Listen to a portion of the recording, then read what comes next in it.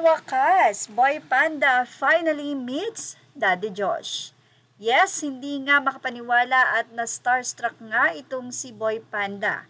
Hindi niya ina-expect na sa pupuntahan nilang restaurant or kainan ay may nag-aantay palang espesyal na tao na isa sa pinakamamahal niya. Ito'y walang iba kundi ang itunuturing niyang ama na si Daddy Josh ng SB19. Dito nga sa nasabing video na ibinahagi sa social media ni Boy Panda ay makikita ang nasabi nga pong eksena kung saan habang pumapanik sa hagdan at nang makita niya ang isang tao na hindi niya ina-expect na nandun, walang iba kundi si Daddy Josh, ay napatigil na nga ito at doon ay napaiyak. Noong una, makikitang hindi makapaniwala itong si Boy Panda nang siya ay lapitan ni Josh mismo at yakapin. Napaiyak at napahagulgol nga itong si Boy Panda liit. Matapos ng matauhan ay napayakap na lamang ito kay SB19 Josh na kung tawagin nga ni Boy Panda ay Daddy Josh. Sa nasabing resto, makikita ang mga kapwa 18 na touch at talaga namang sobrang naiyak sila sa eksenang ito dahil napakatagal na nga na ninanais nitong si Boy Panda na makita ang kanyang Daddy Josh. Sa nasabing video na yan, ay sinabi ni Daddy Josh na nakita kita nung concert. So, ibig sabihin, alam talaga ng SB19 ang lahat ng nagaganap at nangyayari.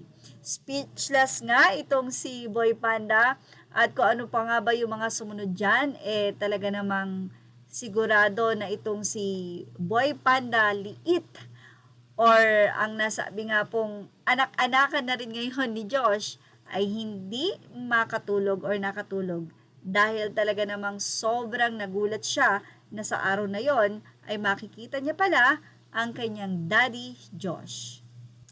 Ayon sa update, noong February, kaarawan ni Boy Panda ay nais nga niyang makita ng personal or ito ang kanyang hiling ang makita ng personal ang isa sa hinahangaan niyang member ng SB19 na si Josh kung tawagin niya ay Daddy Josh.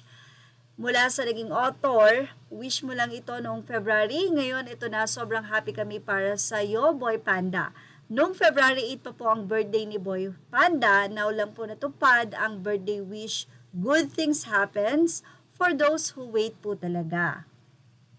Mula naman sa naging caption ng video na ito sa Facebook ni Boy Panda, finally 8th birthday wish granted, thank you po Lord. Wish mo lang ito noong February, ngayon eto na. Tulalang malala talaga si Boy Panda. Hindi niya ina-expect na makikita niya ang Daddy Josh niya.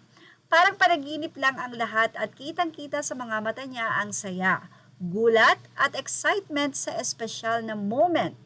Sobrang nakakataba ng puso na natupad na rin ang wishlist mo na hug si Daddy Josh.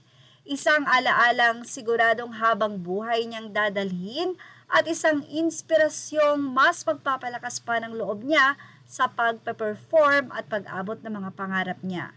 Thank you so much po Ate Teresa Dayog sa pag-assist and pag-surprise. Tita Mary Ann Season at Tito Reg Fider sa pagpupunta kay Boy Panda para makita ang inspirasyon niya sa pagpe-perform. Maraming salamat. Love na love ko kayo as sa BBQ, Limbo, and Team Cullen.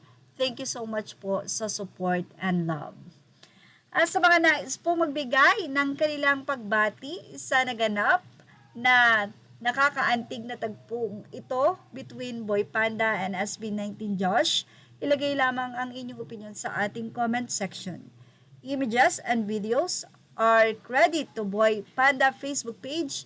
Thank you for watching. Please like, share, and subscribe.